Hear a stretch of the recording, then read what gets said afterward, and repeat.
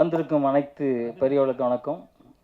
மேடையில் இருக்கும் பெரியவர்களுக்கும் என் உயிருக்கு நிகரான தமிழ் பெருமக்களுக்கும் நன்றி கலந்த வணக்கத்தை தெரிவிச்சுக்கிறேன். பத்திரிகை நண்பர்கள், தொலைக்காட்சி தோழர்கள், இணையவர்கள் அனைவரும் இந்த படத்தை பற்றி ரொம்ப நல்லா எழுதுவீங்கன்னு நினைக்கிறேன். ஏன்னா ட்ரெய்லர் அவ்வளோ மிக மிக அற்புதமாக இருந்துச்சு. கிளவர் அப்படின்னு பார்க்கும்போது நான் கிளவர்னா தமிழில் என்னென்ன அர்த்தம்? அறிவா? புத்திசாலி. ஓகே. தமிழில் பார்க்க மாட்டாங்க. ஒரு புத்திசாலி, உண்மையிலே ரொம்ப புத்திசாலியாக தான் இருந்துச்சு. ட்ரெய்லர் பார்க்கும்போது ரொம்ப அற்புதமாக இருந்துச்சு. நான் கூட டைரக்டரை கேட்டேன், என்ன சார் ஆட்களே இல்லையானே, ஒருத்தர் கூட இல்லை, கடத்துறது யாருன்னு? அது கூட கேமரா தான் கடத்தோம், ஆளை காமிக்க மாட்டோம் அப்படின்னாரு. ரொம்ப பிரமாதமாச்சு. நிச்சயமாக இது வேர்ல்டில் ஒரு பெரிய திருப்பமாக இருக்கும். நிச்சயமாக நீங்கள் அவார்டு வாங்குவீங்க, நிறைய அவார்டு வாங்குவீங்க. அதில் எந்த மாற்று கருத்தும் யாருக்குமே இருக்காது. நான் ஒரு 2000 படம் மாஸ்டராகவே பண்ணியிருக்கேன். இப்படி ஒரு படத்தை நான் பார்க்கல. உண்மையான விஷயம். நான் தான் கேட்டேன், வேர்ல்டில் என்ன எடுத்துருக்காங்களா சார்னு கூட கேட்டேன். இல்லை அப்படின்னீங்க. நிச்சயமாக அந்த ரெக்கார்டு, வேர்ல்டு ரெக்கார்டு உங்களுக்கு கிடைக்கும். ஏன்னா இன்றைக்கி அண்ணன் முரளியனை பேசும்போது சொன்னாங்க, யாருக்குமே ஒரே குடும்பத்தில் தனித்தனியாக இருக்கிறாங்க. அதுதான் உண்மை. எல்லோரும் அப்படி தான் இருக்கிறாங்க. ஆனால் நாய் மட்டும் குடும்பத்தில் ஒருத்தர் ஆகிடுச்சு. இப்போ எல்லாருக்கும் வேண்டியவங்களாகிடுச்சு. அம்மாவுக்காக இருக்கும், அப்பாவுக்காக இருக்கும், குழந்தைங்களுக்கு எல்லாருக்குமே நாய் தான் முக்கியமாக இருக்குது. நேற்று ஒரு வீடியோ பார்த்தேன். ஒரு மீன் தரையில் கடந்து துடிச்சிக்கிட்டு இருக்குது. மீனை உடனே கொத்தி சாப்பிட்றது கொக்கு தானே. கொக்கு பிடிச்சி கொண்டு போய் தண்ணிக்குள்ளே போடுது. நீ எல்லாம் பார்த்துருப்பீங்கன்னு நினைக்கிறேன் நிறையா பேர். உண்மையில எனக்கு ஆச்சரியமாக இருந்துச்சு. மனுஷன் எப்படியாவது மனுஷனை கொண்டுணும்னு நினைக்கிறான். ஆனால் 5 அறிவு கூட இருக்காதுன்னு நினைக்கிறேன் கொக்குக்கு. அது என்ன பண்ணுதுன்னா தூக்கி கொண்டு போய் தண்ணிக்குள்ளே போடுது. அதே மாதிரி நாய்கள் பார்த்தீங்கன்னாக்க, புலி அது எதிர்க்க முடியாது, ஆனால் புலியை எதிர்த்து நிற்கும். நாய் புலியை எதிர்த்து நிற்கும். என்னன்னா நம்ம எஜமானனுக்கு ஒன்றும் வந்துடக்கூடாதுன்னு நினைக்கிற அவர் 5 அறிவுன்னு சொல்ல முடியாது, அதுக்கெல்லாம் என்ன நிறைய அறிவு நான் சொல்கிறேன். அவர் நாயின்னு சொல்லக்கூடாதுன்னு எடிட்டர் சொன்னேன். இப்போ கொஞ்சம் நேரம் நாயின்னு சொன்னால் கோச்சிக்குவாருன்னு. மனுஷன் தான் சொல்லணும், சிங்கத்தை சிங்கன்னு சொல்லணும், புலின்னு தான் சொல்லணும். புலியை நாயின்னு தான் சொல்லணும். நாய் நன்றி உள்ள பிராணி. நன்றிக்கு அது மட்டும்தான், வேறு யாருக்கும் கிடையாது. ஆனால் இப்போ நம்ம நிறைய பேர் பார்க்குறோம். ஒரு வீடியோ எல்லாருமே நம்ம எல்லாம் பார்த்துருப்போம் யூடியூப்பில். ஒரு மாடு அங்கே நின்றுக்கிட்டு இருக்கோம். அந்த மாடோட ஓனர் இங்கே நின்றுருப்பார். அவன் ஃப்ரெண்டே அடிக்கிற மாதிரி அடிப்பான், அடித்து கட்டி போடுவான். அங்கேருந்து மாடு ஓடி வரும், ஓடிடுவான். அவன் நாக்கெல்லாம் வச்சு நக்கி அது காப்பாற்றுறோம். அதாவது ஒரிஜினலாக ஒரு மனுஷன் செய்யலைங்க. இப்போ என்னமோ கலியுகம்னு சொல்கிறாங்க, அது உண்மையாக என்னன்னு தெரில. இப்போ ராஜா இந்த மாதிரி இது மாதிரி கொஞ்சம் நல்லவங்க இருக்காதனால எல்லாம் மழை பெய்யுதுன்னு நினைக்கிறேன். எல்லாம் மழைலாம் பெய்வாதுமா எனக்கு தெரியாது. ஏன்னா எல்லாத்தையும் பில்டிங் ஆகிட்டாங்க. நாளைக்கு அரிசிக்கு என்ன பண்ண போகிறாங்க, தண்ணிக்கு என்ன பண்ண போகிறாங்க அப்படிங்கலாம் ஒரு சூழ்நிலை இருக்குது. அது கூட என்ன ஒரு மாத்திரை மருந்து கண்டுபிடிச்சிடுவாங்கன்னு நினைக்கிறேன். மாத்திரையை சாப்பிட்டு சாவுங்கடா. மாத்திரை அதான் மாத்திரை மாற்றினாலே சாவு தானே, மாத்திரை போட்டாலே சாவு தான். ஸோ அந்த மாதிரி இருக்கிற நேரத்தில் இந்த மாதிரி அறுவை ஜீவிகள் நம்மளை காப்பாற்றுறதுக்கு எதனா ஒன்று இருக்கும். இது திப்பம்மாள் அவங்க உண்மையிலே ரொம்ப சந்தோஷமாக நீங்கள் ஒரு படத்துக்கு ப்ரொடியூசர் ஆகிட்டீங்க. நான் ரொம்ப சந்தோஷமாக இருக்குது. உங்களுக்கு ஒரு கைத்தட்டல் நான் தரேன், எல்லோரும் தராங்க. ஏன்னா ஒரு கணவனுக்கு மனைவி எவ்வளோ துணையாக இருக்கணுமோ அந்த துணையாக நீங்கள் இருப்பீங்க அப்படிங்கிறது எனக்கு தெரியுது. இயக்குனரும் அதே மாதிரி சொன்னார். நான் நாயாக அலைஞ்சேன், நாயை வச்சே படம் எடுத்துடலாம் அப்படின்னு நினச்சேன் அப்படின்னு சொன்னார். ஒருவேளை வெற்றிக்கு அதான் ஒரு வழிகாட்டியாக இருக்கும். நீ ஒருவேளை ஜெயிச்சு நாளைக்கு ராமநாதன் சார் மாதிரியோ இல்லை தேவர் மாதிரியோ நீங்கள் பெரிய ஆளாக வர்றதுக்கான வாய்ப்புகள் நிறையா இருக்குது இந்த ஸ்டேஜில். ஏன்னா வெள்ளிக்கிழமை படம் ரிலீஸ் ஆகும், சனிக்கிழமை அன்றைக்கி உங்கள் வெற்றி தெரியும். சனிக்கிழமை அன்றைக்கி நீங்கள் எங்கேயோ இருப்பீங்க. சில பேர் காணாமல் போயிருப்பாங்க, சில பேர் உச்சியில் இருப்பாங்க. அதுதான் இதில் நீங்கள் உச்சியில் இருக்கிற குரூப்பில் நீங்கள் சேர்ந்துருக்கீங்கன்னு நான் நினைக்கிறேன். எல்லாரோட எண்ணமாக தான், மேடையில் இருக்கவங்க அனைத்து பேர் எண்ணமாக தான். ஏன்னா இந்த படம் ரொம்ப வெற்றி பெறணும், வெற்றி பெற்றே ஆகணும். ஏன்னா ஒரு கணவன் மனைவி, அவங்க பையன் எல்லாம் சேர்ந்து ஒரு படம் எடுத்திருக்காங்க. அவர் டைரக்டர் பேசும்போது அப்படியே கொஞ்சம் கண் கலங்கிட்டார். எனக்கு ரொம்ப வருத்தமாக இருந்துச்சு. கண் கலங்கினா இப்போ எவ்வளோ கஷ்டப்பட்டிருக்காரு அப்படின்னு நினச்சேன்னா, அந்த கஷ்டமெல்லாம் இன்றோட உங்களுக்கு சரியாயிடும் அப்படின்னு நான் நினைக்கிறேன். சரி ஆகிடும், இறைவன் பார்த்துக்கிட்டு இருப்பார். நீங்கள் நல்ல ஒரு ஆள் என்ன பண்ணுறீங்கன்னா, இப்போ எல்லாருமே சொல்லுவாங்க காக்காய்க்கு சாப்பாடு போடுங்க, தண்ணி வைங்கன்னு. நானும் இப்போ இந்த நேரத்தில் சொல்லிக்கிறது என்னென்னா, தினசரி காக்காய்க்கு சாப்பாடு வைங்க, தினசரி தண்ணி வைங்க. ஏன்னா இப்போ நான்லாம் டெய்லி நான் சாப்பிட்றோம் இல்லையோ, காக்காய் கொண்டு போய் ஒரு பெரிய இதில் தண்ணி வைப்பேன் மாடியில். ஏன்னா அதுங்களுக்கு இன்றைக்கி தண்ணி இல்லை. குளத்தையெல்லாம் வீடாக்கிட்டாங்க. நம்ம எங்கேயோ கடல் நீரை குடிநீர் ஆக்கிறோம், எப்படியோ குடிச்சிட்ருக்கோன்னு வச்சுங்க. இந்த மாதிரி பறவைகளுக்கு தண்ணி கிடைக்கிறது ரொம்ப கஷ்டமாக இருக்கும். இப்போ நாய்கள் கூட அப்படி தான், ரொம்ப கஷ்டம்தான். மாடு கூட ரொம்ப கஷ்டம். அந்த காலத்தில் மாடு என்ன பண்ணுன்னா, எஜமான் பக்கத்தில் நிற்கும். எங்கள் வீட்டிலலாம் எங்கள் மாடு அப்படி தான் நிற்கும். நின்றுட்டு நமக்கு யாருக்காவது உடம்பு சரி, எங்கள் அப்பாவுக்கோ அம்மாவுக்கோ உடம்பு சரியில்லைன்னா அந்த வாசனையை பார்த்துட்டு அது என்ன மூலிகை சாப்பிடணும், அந்த மூலிகை சாப்பிட்டு அந்த பால் கொண்டு கொடுக்கும். அந்த பால் குடிக்கும்போது அதான் உடம்பு சரியில்லைன்னா அந்த காலத்தில் பால் குடிக்க சொல்லுவாங்க. அப்போ அந்த பால் குடித்தோடனே அந்த அந்த ஜுரமோ இல்லை வேறு ஏதோ ஒரு நோய் சரியாயிடும். எங்கள் காலத்தில் நான்லாம் பிறந்து 72 வருஷம் ஆயிடுச்சு. எங்கள் காலத்தில் இப்போ இருக்க காலத்தில் அது மாடு பால் குடிக்கிறாங்களா, இதில் பாலுன்னு ஒன்று கொடுக்குறாங்க, அது மாட்டு பாலான்னு தெரியாது யாருக்கும். நான்லாம் பால் குடித்தா 40 வருஷம் ஆயிடுச்சு. ஏன்னா அது பால் கிடையாது. அதுவும் உள்ளே போனோடனே இது அன்றைக்கி போகிறான் திராட்சை பழத்தில் வந்து திராட்சையா ஆமாம் இல்லை பேரிச்சம்பழத்தில் என்னவோ கலக்கிறான். அதை வாங்கி நம்ம சாப்பிட்டா என்ன ஆகும்? திராட்சையில் ஏதோ பச்சைக்காய் கலக்கிறான். அது சொல்கிறாங்க 1/2 மணி நேரம் உப்பில் ஊற போட்டு சாப்பிடுங்க. ஏண்டா உப்பில் ஊற போட்டு நாங்கள் சாப்பிட்றோம், ஏன்டா நாங்கள் அதை வாங்கணும்? வாங்காமலே இருக்கோம். அதுக்கு நிறையா மூலிகைகள் இருக்குது. அந்த மூலிகைகள் காட்டில் இருக்குது. அதை பறித்து நல்லா அதை வந்து சித்தர்கள்ட்ட இல்லையோ சித்த மருத்துவத்தில் கேட்டு அதெல்லாம் வந்து காய வச்சு இன்றைக்கி எல்லா சக்தியும் நீர் நிலம் நெருப்பு காற்று ஆகாயம் இந்த 5 சக்தியும் நம்ம உடம்புல இருந்தால் தான் நம்ம இயற்கையாக இருக்க முடியும். இல்லைன்னா இறந்து போயிடுவோம். ஏதோ ஒன்று இல்லைனாலும் இறந்து போயிடும். அந்த இது இல்லாமல் இருக்கணும்னாக்கா அந்த மாதிரி மூலிகைகளை எல்லாம் சாப்பிட ஆரம்பிச்சிருங்க. இந்த மாதிரி விலை இந்த மாதிரி கண்ணா பண்ணானே ஏற்றுறது இல்லாமல் அந்த என்னது மருந்தை போட்டு வைக்கிறான். அது இப்போ பார்த்தீங்கன்னா சர்க்கரையிலலாம் எறும்பு வர்றதே இல்லை. யார் வீட்லேயும் சர்க்கரையில் எறும்பு வருதா? வரல. நாட்டு சர்க்கரையில் எறும்பு வர்றதில்லை. அந்த மாதிரி கொடூரமாக வந்து பண்ணிக்கிட்டு இருக்காங்க. எல்லாரும் சாவறதுக்கு மனிதனை அழிச்சிக்கிட்டு இருக்கான்.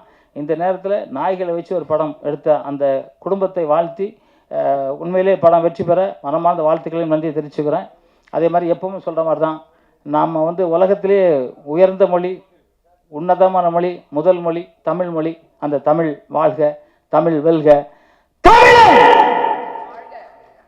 வென்றே தீர்வான். நன்றி. ஜெய்ஹிந்த். வீட்டிற்கும் அருமை அண்ணன் கே ராஜன் அவர்களுக்கும், நண்பர் ஜாகுவார் தங்கம் அவர்களுக்கும், கவிக்கோ அவர்களுக்கும், படத்தின் இயக்குனர் செந்தில்குமார் சுப்பிரமணியம் அவர்களுக்கும், அவரது துணைவியார் தயாரிப்பாளர் பிப்பம்மாள் அவர்களுக்கும் மற்றும் வேடையில் வைத்திருக்கும் அனைத்து பெரிய நல்ல உள்ளங்களுக்கும் முதற்கண் எனது வணக்கங்கள். படத்தின் தலைப்பு கிளவர் அப்படின்னு வச்சுருக்காரு. உண்மையிலேயே இந்த இயக்குனர் அவர் தான் தயாரிப்பாளர். மனைவி துணைவியார் தயாரிப்பாளர்னால் அவர் தான் வந்து தயாரிப்பாளர். அவர் தான் ரொம்ப கிளவரான ஒரு வேலையை பண்ணியிருக்காரு. ஏன்னா பலர்கிட்ட ஓடி ஓடி அப்படின்னு ஒரு வார்த்தையை சொன்னார். சொல்லும் போதே அவர் குரல் வந்து தழுதழுத்துடுச்சு. நாங்களாம் இன்றைக்கி ஓடிட்டு தான் இருக்கோம், பலர்கிட்ட ஓடிட்டு தான் இருக்கோம். அது யார்கிட்டலாம் நம்ம சொல்ல வேண்டாம். ஒரு படம் வந்ததுனாலே நம்ம பின்னாடி ஓட வேண்டிய சூழலில் தான் இருக்கோம். அதில் நீங்கள் வந்து கிளவராக புத்திசாலித்தனமாக உங்கள் வீட்டிலே இருக்கிற 2 அருமையான ஜீவன்களை வச்சு, ஜீவன்னு கூட சொல்லக்கூடாது, கிருத்திகாவை 2 கிருத்திகான்னு 2 ஹீரோயினை வச்சு அற்புதமான ஒரு படத்தை வந்து எடுக்கணும்னு நீங்கள் நினச்சிங்க பார்த்தீங்களா? நீங்கள் தான் கிளவர். அது சொந்தமாக நீங்களே தயாரிக்கணும்னு முடிவு பண்ணது வந்து இன்னும் கிளவரான ஒரு விஷயம். இது பண்ணும்போது உங்களுக்கு சிரமங்கள் வந்திருக்கலாம், நிச்சயமாக வந்திருக்கலாம். ஏன்னா நீங்கள் எடுத்த பாதை வந்து ஒரு புதிய பாதை. ஒரு புது விஷயத்தை நீங்கள் வெளியில் கொண்டுட்டு வரணும் அப்படின்னு நினைக்கும் போது அதில் நிச்சயமாக வந்து சிரமங்கள் வரத்தான் செய்யும். அது எல்லாமே இந்த வெற்றிங்கிற ஒன்று வந்து உங்களை சேர்ந்துடுச்சுன்னா அந்த சிரமம் எல்லாமே மறைஞ்சிடும். ஏன்னா வந்து இது சிரமம் அண்ணன் ராஜன் அண்ணன் சொல்லும்போது சொல்லுவாங்கன்னு நினைக்கிறேன். இதெல்லாம் சிரமமாக எனக்கு தெரியல, இதை விடலாம் நாங்கள் கஷ்டப்படுறோம் ஆட்கள்லாம் வச்சுக்கிட்டு. அதனால இது வந்து பெரிய சிரமம் கிடையாது. அருமையான படத்தை திட்டமிட்டு தயாரித்திருக்கின்றீர்கள். ஆனால் இதை எப்படி நீங்கள் தியேட்டருக்கு கொண்டு வர போகிறீர்கள், எந்த நேரத்திலே ரிலீஸ் செய்ய போகிறீர்கள் என்பது மிகவும் முக்கியம். ஏன்னா வந்து இது வந்து சிறுவர்களுக்கான ஒரு படம். சிறுவர்கள் பார்த்தாங்கன்னா நிச்சயமாக பெரியவங்க அவங்கள அழைச்சிட்டு போகிறதுக்கு கூட போய் தான் ஆகணும். அதனால் மொத்தமாக குடும்பத்தோடு சேர்ந்து பார்க்க வேண்டிய ஒரு படத்தை வந்து நீங்கள் தயாரிச்சிட்டீங்க. இதை வெளியிடும் நேரமும் அதே போல் சிறுவர்கள் எல்லோரும் சேர்ந்து பார்த்து ரசிக்கும் அந்த பசங்களோட ஸ்கூல் லீவுன்னு வாங்கல அந்த காலகட்டத்தில் வெளியிட்டால் மிகவும் சிறப்பாக இருக்கும். ஏன்னா டைமிங்கும் உங்களுக்கு அதுக்கு கரெக்டாக இருக்குது. அந்த நேரத்தில் இதை கொண்டுட்டு வாங்க. இதை பற்றிய நல்ல பப்ளிசிட்டியையும் கொண்டுட்டு வாங்க துணிச்சலாக. ஏன்னா உலகத்தின் முதல் முயற்சின்னு சொல்கிறீங்களே, இதை வெளியில் எல்லாருக்கும் கொண்டுட்டு போங்க. இன்றைக்கே நம்ம பத்திரிகை நண்பர்களும் ஊடக நண்பர்களும் பெரும்பணியாக அதை செஞ்சுருவாங்க. ஆனால் நீங்களும் முயற்சி எடுத்து இதை சொல்லுங்கள். உலகத்தில் முதல் முறையாக ராட்வீலர் இந்த டாகை வச்சு 2 டாக்ஸை மட்டும் வச்சு நாங்கள் இந்த படத்தை எடுத்திருக்கோம் அப்படிங்கிறத கொண்டுட்டு வாங்க. சிறுவர்களை உள்ளே வர வையுங்கள். நிச்சயமாக உங்கள் படம் மாபெரும் வெற்றி படமாக இருக்கும் என்று கூறி தந்தை இந்த வாய்ப்புக்கு நன்றி கூறி விடைபெறுகிறேன். நன்றி. மொழிக்கெல்லாம் தலைமகளே, கவிஞர்கள் சிந்தனை வான் மீது சிறகடித்து பரப்பவளே, சந்தன பொய்கையிலே சதுராடி இருப்பவளே, சென்னை நந்தனம் பேராசிரியர் உன் நல்லடியை வணங்குகிறேன். அனைவருக்கும் வணக்கம். ஒரு வித்தியாசமாக இருக்கிறது இந்த நிகழ்ச்சி. கிட்டத்தட்ட நானும் ஒரு 20 ஆண்டுகளாக விஜய் முரளி அண்ணன் போன்றவர்களை அழைக்க இங்கே வாழ்த்தியும் வணங்கியும் பேசி கொண்டிருக்கிறேன். ஆனால் இங்கே பேசாமல் இருந்து இதை ரசித்தாலே போதும் என்ற நிலையில் இருக்கிறேன். பேய்களை பற்றி, பேய்களினுடைய பிரம்மாண்ட ஆட்டத்தையும் ஓட்டத்தையும் சூழியையும் காளியையும் பில்லி சூனியத்தையும் எடுத்து காட்டிக் கொண்டிருந்த நேரத்தில் பேய்களை விட்டு விடுங்கள், நாய்களை காட்டுகிறோம் என்பதற்காக இயக்குனரை கைத்தட்டி பாராட்ட வேண்டும். எவ்வளவு அரிது அரிது அரிது அரிது ஒருவன் இயக்குனராய் ஆவது அரிது அரிது அரிது. அதனை விட அவன் மனிதர்களே இல்லாமல் நாய்களை வைத்து படம் எடுப்பது அரிது அரிது அரிது. அதைவிட அரிது தன் மனைவியையே தயாரிப்பாளராக்குவது அரிது அரிது அரிது. அதனினும் அரிது அழகான நாளைய கதாநாயகனை கலக்க இருக்கும் அவருடைய மகன், அழகிய மகன், இவனை இணை தயாரிப்பாளரை வைத்து எடுப்பது அரிது. இந்த அரங்கத்தில் இருப்பவனை கவிஞன் நான் கைகூப்பி வணங்குகிறேன். இடைவிடாமல் இந்த குடும்பத்துக்காக கோடம்பாக்கத்தில் இருப்பவர்கள் கரவொலியை எழுப்பலாம். பெரிய ஒரு நம்பிக்கை என மனிதர்களை எடுத்து நீங்கள் ஏன் எடுக்கவில்லை என்று எனக்கு தெரியவில்லை. நாய்கள் போல அவர்கள் நன்றி இல்லாதவர்கள் என்றா, இல்லை பேய்களை போன்று நம்மை பித்து விடுவார்கள் என்றா? உலக அளவிலே இந்த படம் கவனிக்கப்படும்.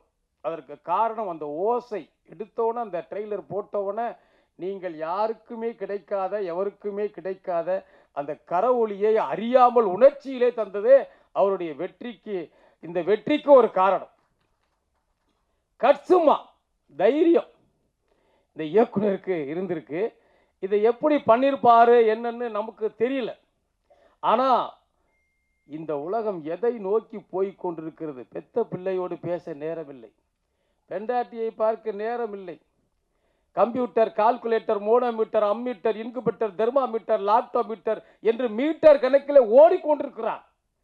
கடல் நீரை குடிநீராய் மாற்றும் காலம், கருவறையே இன்றி பிள்ளை பெற்ற காலம், உடல் கூறு கூறாக பிரித்து வைத்து ஒட்ட வைக்கும் புது காலம் இந்த காலம், விஞ்ஞான காலம். விண்ணை படைத்தது நீ என்றால் அதிலே விமானம் விட்டவன் நான் என்றோ? கடலை படைத்தது நீ என்றால் அதிலே கப்பலை விட்டவன் நான் என்றோ? நிலாவை படைத்தது நீ என்றால் அதிலே உலாவி வந்தவன் நான் என்றோ? என்று விஞ்ஞான யுகத்திலே, வாட்ஸ்அப் யுகத்திலே, ட்விட்டர் யுகத்திலே, இன்ஸ்டாகிராம் யுகத்திலே இந்த படம் இன்று உங்களை நம்பி வந்திருக்கிறது. ஊடகத்திலே பிரமாண்ட வெற்றிகளை இவர்கள் குவித்து தீர்வார்கள். இதுவரையிலே நான் சொன்ன எதுவுமே தோற்றதில்லை, பொய்த்ததில்லை. பிரமாண்ட வெற்றிகளை அன்பின் குமார், பண்பின் குமார், பாசத்தின் குமார், தமிழகத்தின் தமிழர்களை நம்பி வந்த உசிலம்பட்டி குமார், இந்த செந்தில் குமார் வெற்றி பெற்றே தீர வேண்டும். காரணம் ஒன்றே ஒன்றுதான், விருந்தைய தானிய புதுவது கிளந்த யாப்பின் வேற்றே புதுமை.